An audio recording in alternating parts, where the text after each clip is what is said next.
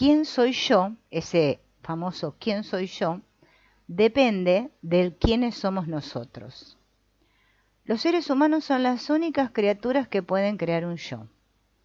De hecho, no solo podemos, sino que debemos, porque el yo nos ofrece un punto de vista, una visión única del mundo. Sin un yo, nuestro cerebro recibiría el salvaje bombardeo de infinidad de imágenes sensoriales que no tendrían sentido. Los bebés, cuando son chiquitos, no tienen un yo y se pasan los 3 primeros años de vida creando este yo, modelando sus personalidades, sus preferencias, su temperamento, sus intereses. Todas las madres pueden corroborar que el tiempo que pasa su bebé en blanco es mínimo. Llegamos al mundo no como receptores pasivos de datos sensoriales, sino como entusiastas creadores.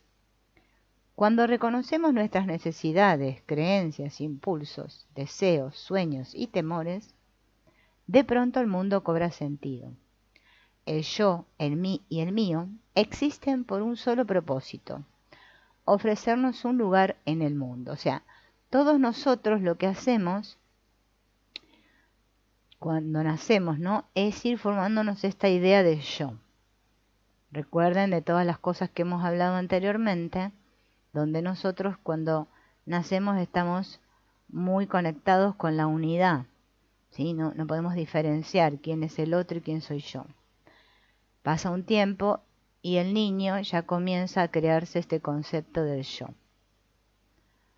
Mediante esta formación del yo, nosotros todos nos aseguramos esta supervivencia, este derecho a existir.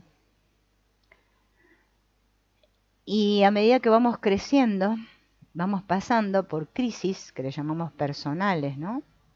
Porque alguien en nuestra familia se enferma, o nosotros nos enfermamos, o alguien muere repentinamente.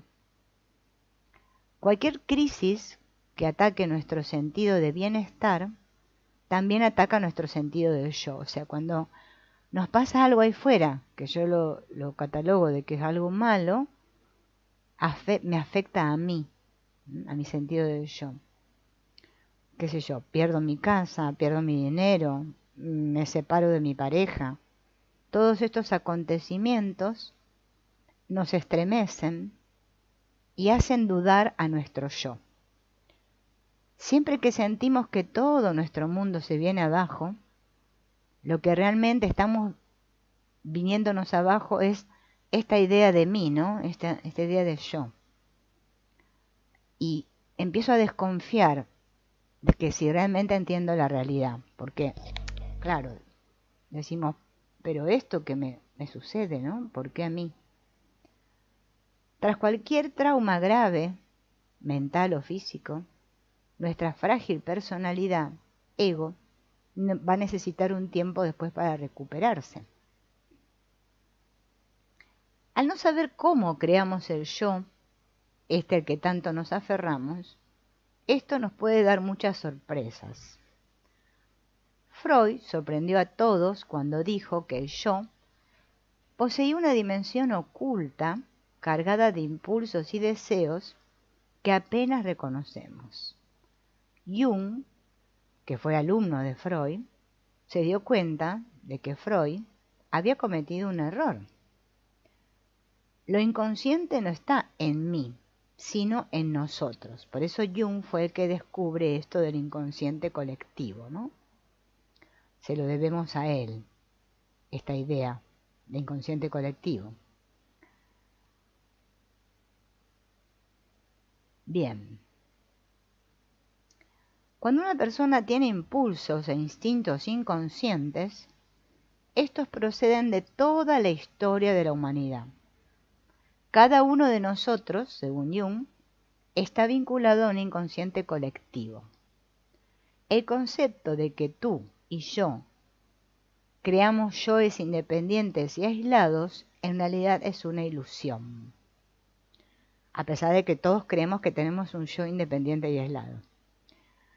Conectamos con la vasta reserva de todas las aspiraciones, instintos y mitos humanos. En este inconsciente colectivo es justamente también donde reside la sombra. Algunas personas son sociables, otras no, pero nadie puede escapar de este yo colectivo. El nosotros es un recordatorio constante de que ningún hombre es una isla. Y Jung desnudó la superficie social para dejar al descubierto la dimensión oculta de nosotros y adjudicarle el nombre de inconsciente colectivo, pero el yo que tú y yo compartimos con el resto de la humanidad es esencial para nuestra supervivencia. Vamos a pensar en las formas en que volvemos al yo colectivo, ¿no? Y vamos a ver unas cuantas ahora. Por ejemplo, cuando necesito el apoyo de mi familia y de mis amigos íntimos, cuando formo parte de un partido político, cuando realizo un trabajo voluntario para una asociación benéfica, cuando opto por luchar por mi país o defenderlo, cuando me identifico con mi nacionalidad, cuando pienso en nosotros contra ellos, cuando me afecta personalmente algún desastre que haya sucedido en algún lugar, cuando me dejo atrapar por un miedo colectivo.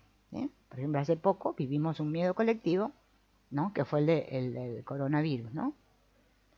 Entonces, todos estamos inmersos ahí. Hola, ¿qué tal? Buen día. Entonces, esto es interesante descubrirlo, porque cuando hablamos de la sombra, no solamente nos quedamos en esto de la sombra personal, sino de esta sombra colectiva que todos compartimos, ¿no? Todos somos seres de relación, por más que nosotros vivamos solos, vamos a ser como cuerpo, ¿no? El cuerpo solo en un lugar. Nos estamos relacionando continuamente con el mundo, con todo. Por eso yo no me puedo alejar del nosotros. Es una fantasía. Queremos alejarnos, pero es que no podemos.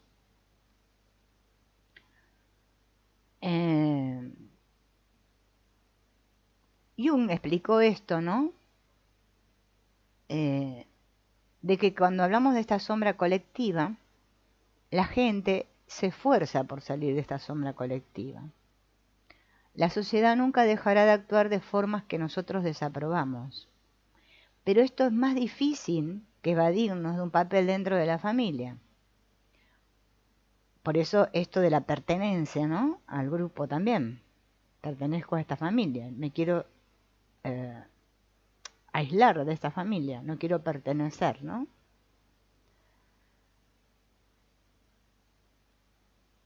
Entonces, todo esto que nos engancha, ¿no? Nos engancha al mundo, a la sociedad, a nuestra pequeña sociedad que es la familia,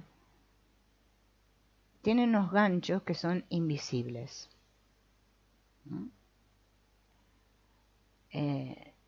No me puedo excluir de esta sombra colectiva. Por eso todos estamos inmersos en esta sopa.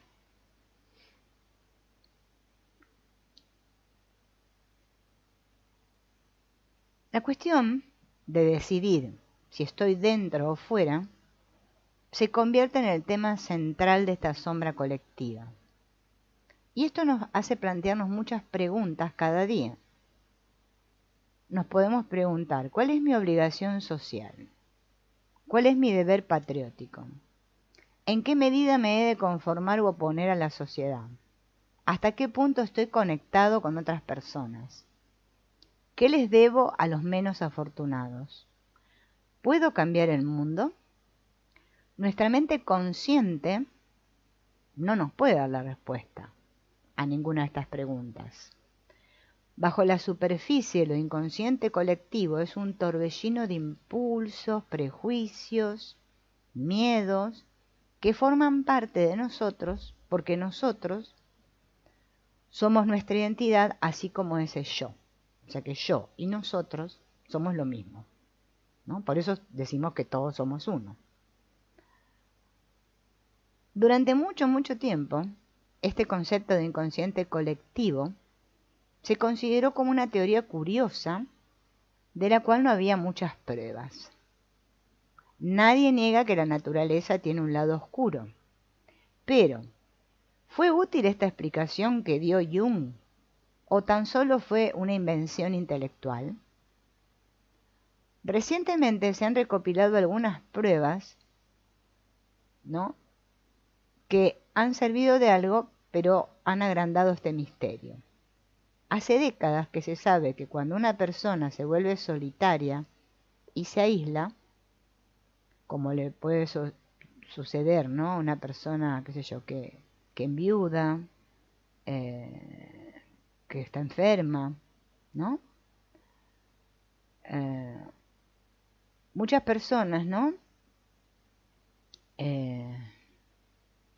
Bueno, se descubrió en este estudio, dice acá, ¿no?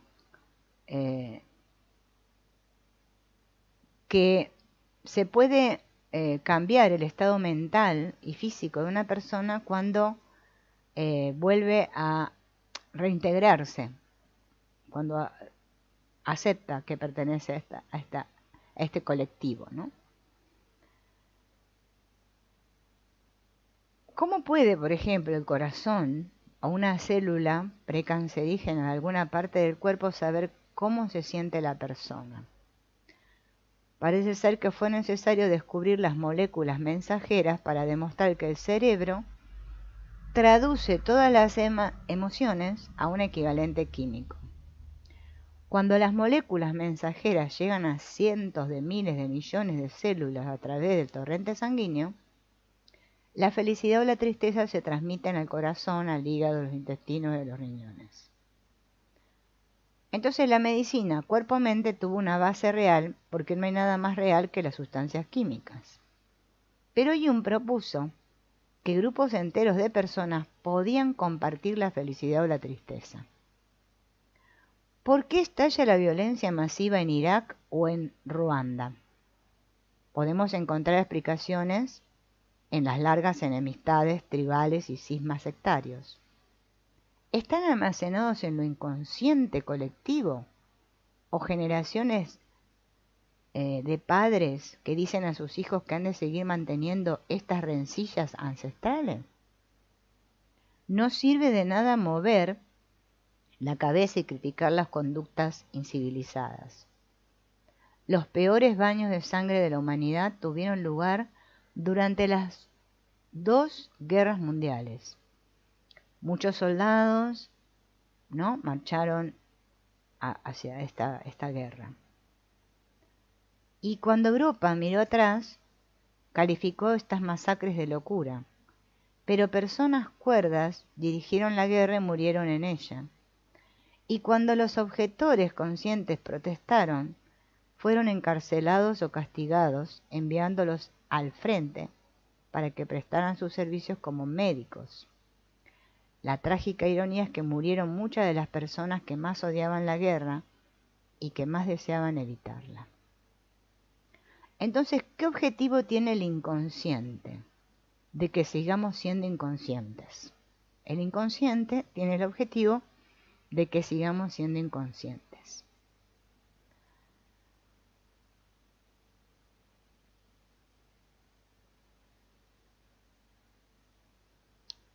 La sombra puede emerger en un anonimato absoluto, como suele pasar cuando en lugar de ser individuo la gente se convierte en rostros de un gentío. Esta pérdida de individualidad aumenta si nuestras malas acciones no traen consecuencias. La ausencia de ley y orden amplifica el efecto. ¿Cómo lo hace tener permiso para adoptar una conducta transgresora de la moralidad reinante? Si hay figuras de autoridad que incitan a la mala conducta y prometen que no va a haber castigo, la sombra aparece con mayor facilidad. Pero si a esto le echamos más leña al fuego, con factores como la pobreza, el analfabetismo, las condiciones se empeoran.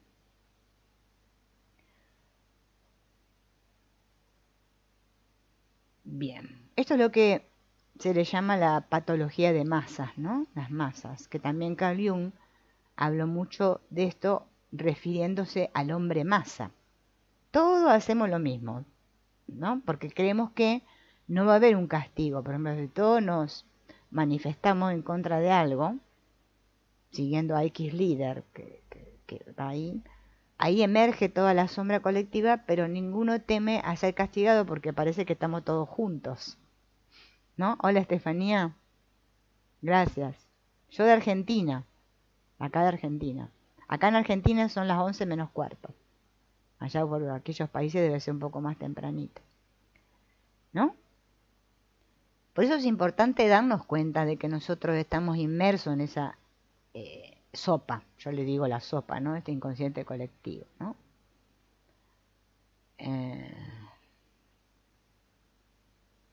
Bien.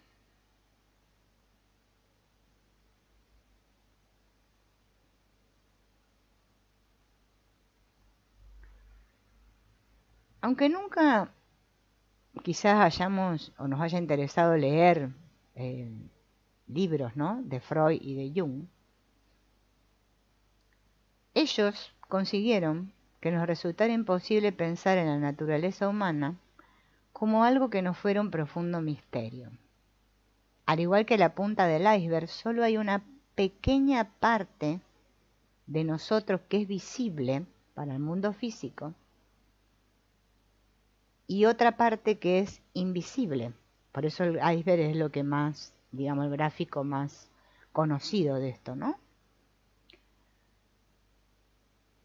Y en esa parte justamente están la contradicción y la paradoja. Toda experiencia en la vida, que es la manifestación de este inconsciente, es el resultado de este contraste. Sin contraste no hay experiencia. Luz y sombra, placer y dolor, arriba y abajo. Si no existieran estos opuestos, no podría haber una manifestación. La conciencia sería como una inmensa llanura, como un desierto. Seríamos conscientes de todo, pero de nada en particular. Para que exista la manifestación se necesitan justamente estos de los opuestos. Esta es la razón por la que los enemigos explícitos también son aliados implícitos. Por ejemplo, Osama Bin Laden y George Bush se crearon el uno al otro. Aparentemente eran enemigos, pero en el fondo eran aliados. Para ser quien soy, necesito un enemigo. Fíjense en esto, ¿no? Jung tuvo el valor de ver que cada uno de nosotros necesita su lado oscuro para ser quien es. De hecho, la raza humana ha evolucionado gracias a esto, ¿no? Al inconsciente colectivo, transmitiendo cada descubrimiento de una manera invisible. La antropología, ¿no? Física, que en el Homo sapiens dice que tiene una gran parte, ¿no?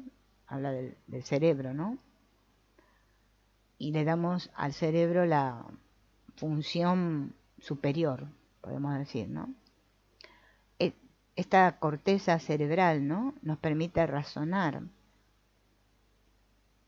Dicen que la religión nació en la corteza cerebral. Los conceptos de cielo e infierno también. Sin un cerebro superior nunca habríamos desarrollado la lectura, la escritura, el arte, las matemáticas.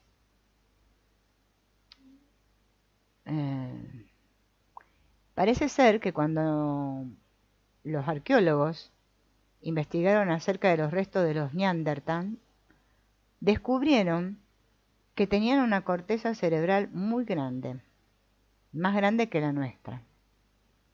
Sin embargo, los Neandertals recorrieron Europa cazando grandes animales durante 400.000 años, utilizando solo una herramienta, una pesada lanza que estaba formada por una piedra en punta atada a un palo. A pesar de su gran corteza cerebral, los Neandertals nunca descubrieron más herramientas. Ni siquiera perfeccionaron las herramientas.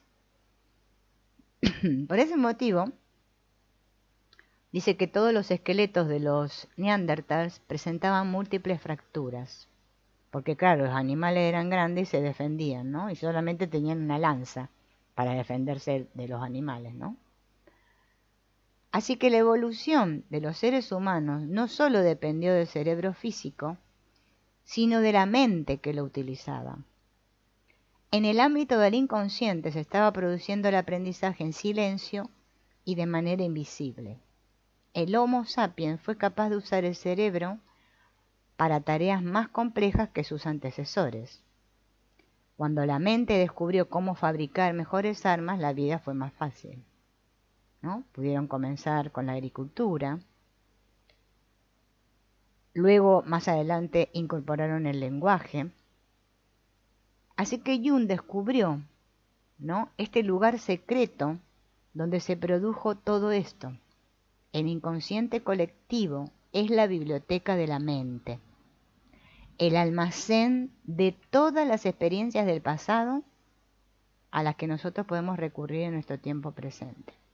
Por eso vieron que nosotros hay cosas que sabemos, no sabemos ni dónde las sabemos. Bueno, justamente de ahí, de esa biblioteca, ¿no? Esta pregunta famosa de ¿quién soy yo?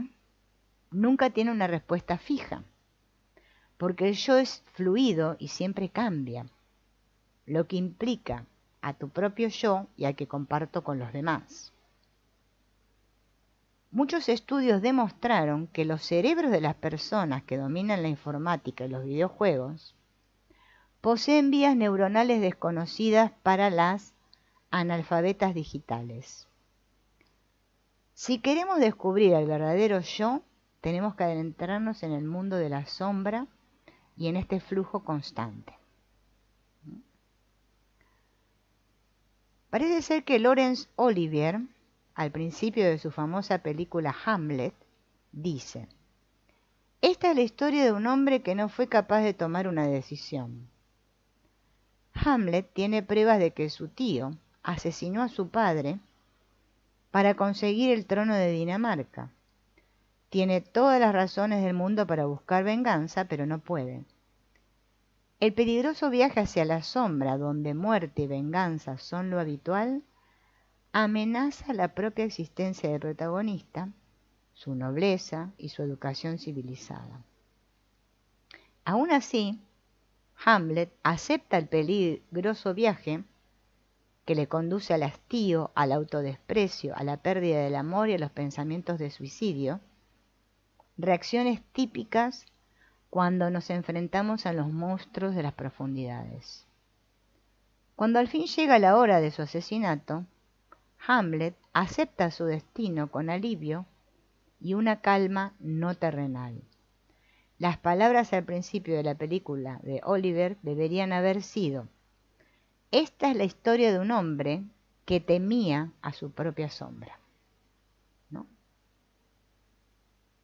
Y no como la que dice la película, que es: esta es la historia de un hombre que no fue capaz de tomar una decisión.